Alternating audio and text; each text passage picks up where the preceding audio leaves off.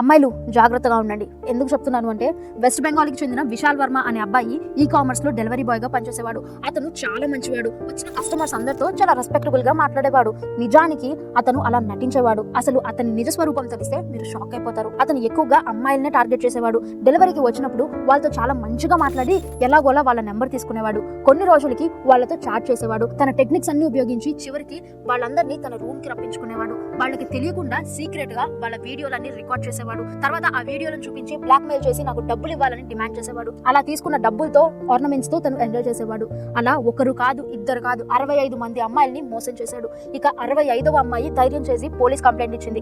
పోలీసులు అతని రూమ్ దగ్గరికి వచ్చి చూసేప్పటికే తను 66వ అమ్మాయితో రెడ్ హ్యాండెడ్ గా పట్టుబట్టాడు. అతని ఫోన్ లో చాలా మంది అమ్మాయిల వీడియోలు ఉన్నాయి. ఏదేమైనా అతని మెసేజ్ కి రిప్లై ఇచ్చిన ఆడవాళ్ళు మాత్రమే బలైపోయారు. సో స్ట్రేంజర్స్ నుంచి వచ్చిన మెసేజ్ కి రిప్లై ఇవ్వకండి. అలాంటి వాళ్ళు ఎక్కడైనా ఉండొచ్చు. Be careful.